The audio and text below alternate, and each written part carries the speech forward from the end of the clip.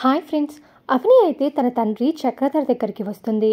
ఇక అతనైతే, ఏంటి నిజాన్ని నువ్వు బయట పెడతావా? ఎలా పెడతావు? నేను మీ అమ్మని పెళ్లి చేసుకున్నానని అనడానికి కానీ, మేమిద్దరం కలిసి కాపురం చేశామని అనడానికి కానీ ఒక్క ఆధారం కూడా లేదు.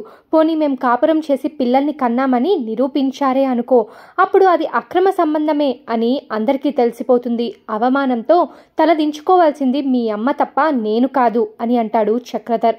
దాంతో అవని, అరే దుర్మార్గుడా అని అరుస్తుంది. ఆవేశపడకు, నీకు ఇంకో విషయం కూడా చెప్తున్నా. మీ అమ్మకి నాకు అక్రమ సంబంధం ఉందనే విషయం బయటపడితే నీ పుట్టుక కూడా అక్రమ సంబంధమే అని అందరికీ తెలుస్తుంది. పెళ్లి కాకుండా, ఎవరిని పెళ్లి చేసుకోకుండా ఒక మగాడితో అక్రమ సంబంధం పెట్టుకుందని మీ అమ్మని అందరూ చీకొడతారు.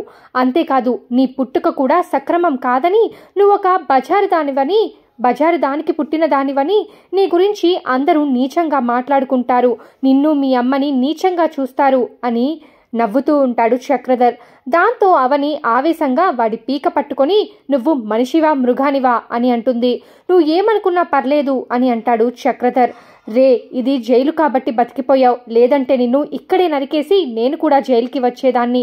నీలాంటి వాణ్ణి బతకనివ్వకూడదురా, చావురా చావు అంటూ చక్రధర్ పీక నొక్కేస్తుంది అవని. ఇంతలో తోటి ఖైదీలు, పోలీసులు వచ్చి చక్రధర్ని విడిపిస్తారు. వీడు మనిషి కాదు, నీచుడు, దుర్మార్గుడు, ఇలాంటి వాడు బతికి ఉండకూడదు అని అంటుంది అవని. దాంతో చక్రధర్, నేను ఎలా బయటికి రావాలో నాకు తెలుసు అని చెప్పాను కదా. నేను బయటికి రాగానే నా గురించి చెప్పాలనుకున్నా మీ అమ్మని ఈ భూమిపై లేకుండా చేస్తాను అని అంటాడు చక్రధర్. నువ్వేం చేస్తావో నేను చూస్తానురా అని అంటుంది అవని.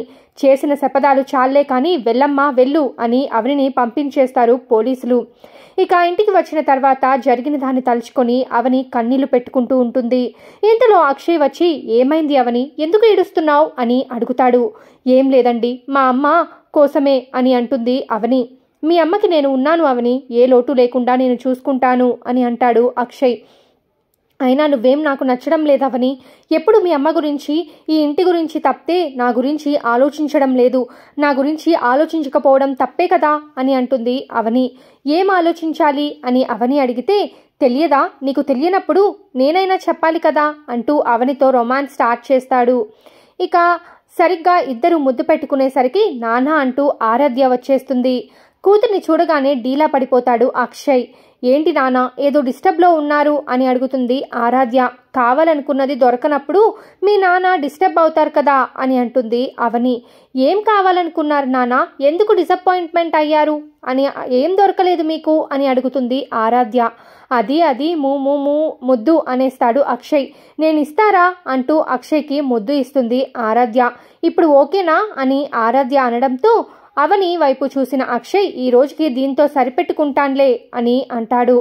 ఇక మరోవైపు పల్లవి చక్రధర్ని కలుస్తుంది. అవనికి నాపై డౌట్ వచ్చేసింది, నాపై నిఘా పెట్టింది. నా గురించి ఏ చిన్న ఆధారం దొరికినా నీతో పాటు నన్ను కూడా జైలుకి పంపించేస్తుంది అని చెప్తుంది పల్లవి. ఆ అవని నాపై పగ తీర్చుకున్నట్టే నిన్ను కూడా ఏదోటి చేస్తుంది. నువ్వు ఆ అవకాశాన్ని ఇవ్వకూడదు అని అంటాడు చక్రధర్. అది ఎప్పటికీ జరగదు డాడ్. అవని నా గురించి 2 ప్లాన్లు వేస్తే నేను 10 ప్లాన్లు వేస్తా. తను నన్నేం చెయ్యలేదు డాడ్ అని అంటుంది పల్లవి. నేను కూడా అదే అనుకున్నా, కానీ నా పరిస్థితి ఏంటో చూసావు కదా. ముందు నేను మీనాక్షికి రాసిచ్చిన వీలునామాని సంపాదించు, అప్పుడు వాళ్ళేం చెయ్యలేరు. వాళ్ళేం చెప్పినా ఎవరు నమ్మరు. నువ్వు ఆ డాక్యుమెంట్ సంపాదిస్తే మ్యాటర్ క్లోజ్ అంటూ కుట్ర కోణాన్ని మొత్తం పల్లవికి చెప్తాడు చక్రధర్. దాంతో పల్లవి నువ్వు చెప్పినట్టే చేస్తానని బయలుదేరుతుంది. ఇక భానుమతి పల్లవి కోసం ఎదురు చూస్తూ ఉంటుంది. ఇంతలో పల్లవి రావడంతో, జైల్లో ఉన్న నా అల్లుడు ఎలా ఉన్నాడే అని అడుగుతుంది. ఎలా ఉంటాడు? నీ అల్లుడు అరెస్ట్ కావడానికి కారణం ఆ అవనియే అని తెలుసు కదా. ముందు మనం డాడ్ని ఎలా బయటికి తీసుకురావాలో ఆలోచించాలి. డాడ్ పై కేసు పెట్టిన అవని కేసుని వెనక్కి తీసుకుంటే తప్ప డాడ్ బయటికి రాలేరు అని అంటుంది పల్లవి. ఆ అవని ఎవరి మాట వినదే, ఒకరు చెప్తే వింటుంది. వాడు ఎవడో కాదు, నీ మొగుడు అవనిని దేవతలా చూస్తాడు. అమ్మ ఏం చెప్తే అది చేస్తాడు. అవనికి కూడా నీ మొగుడు కమల్ అంటే అంతే అభిమానం. కాబట్టి వాడేం చెప్పినా అవని కాదనదు. కమల్ తలుచుకుంటే పని అయిపోతుంది. కమల్ కేసు వెనక్కి తీసుకోమంటే ఖచ్చితంగా తీసుకుంటుంది. ఇదంతా జరగాలంటే ముందు నీ మొగుడిని నీ గుప్పెట్లో పెట్టుకోవాలి అంటూ పల్లవికి హితబోధ చేస్తుంది భానుమతి. సరేనని రంగంలోకి దిగుతుంది పల్లవి. మంచి సిల్క్ సారీ కట్టుకొని తల్లో మల్లె పువ్వులు పెట్టుకొని యుద్ధానికి సిద్ధమవుతుంది. ఎక్కడున్నావు బావా అంటూ కమల్కి ఫోన్ చేస్తుంది. వస్తున్నా, ఇంటికే వస్తున్నా అని అంటాడు కమల్. నేను నీకోసమే ఎదురు చూస్తున్నా, త్వరగా వచ్చేయి అని అంటుంది పల్లవి.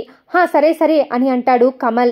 ఎప్పుడొస్తున్నావు బావా అని పల్లవి ఫోన్ చేయడమే వింత అనుకుంటే, నా కోసమే ఎదురు చూస్తున్నా అని అనడం అంతకంటే వింత అంటూ ఇంటికి బయలుదేరుతాడు కమల్.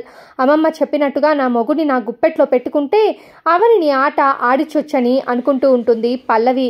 ఇక కమల్ ఇంటికి వచ్చిన తర్వాత ఏంటి ఫోన్లు చేస్తున్నావు అని అంటాడు. నీకోసమే బావా, రెడీ అయి కూర్చున్నా అని అంటుంది. నా కోసమా, ఎందుకో అని అంటాడు కమల్. అదే బావా, మనిద్దరం కలిసి అంటూ 2 చేతుల్ని కలిపేస్తుంది పల్లవి. మనిద్దరం కలిసి సినిమాకి వెళ్దాం బావా అని అంటుంది పల్లవి. ఏంటి, నాతో కలిసి సినిమాకి వస్తావా? ఈ మాట వింటుంటే నాకు ప్రపంచ వింతలా అనిపిస్తుంది అని అంటాడు కమల్. నీకు వింతలా ఉంది కానీ నాకు బాధగా ఉంది బావా. ఎప్పుడు అర్థం చేసుకోలేవా? ఎవరికీ చెప్పకుండా అబార్షన్ చేయించుకున్నా నేను ఎంత పెద్ద తప్పు చేశానో నాకు ఇప్పుడు అర్థమైంది బావా. నాకు ఇప్పుడు అమ్మనవ్వాలనిపిస్తుంది అని అంటుంది పల్లవి. ఆ మాటతో కమల్ ఎమోషనల్ అయిపోతాడు. నీకు నాన్న కావాలని ఉందని నాకు తెలుసు బావా అంటూ గుండెలపై వాలిపోతుంది. నేను నాన్నని అయితే అంతకంటే ఆనందం మరోటి ఉండదు అంటూ పల్లవిని దగ్గరికి తీసుకుంటాడు కమల్. పడ్డాడు, నా మొగుడు బుట్టలో పడ్డాడు. ఇక ఇలాగే నా వైపుకు తిప్పుకొని ఎలా అయినా సరే అవని ఆట కట్టించాలి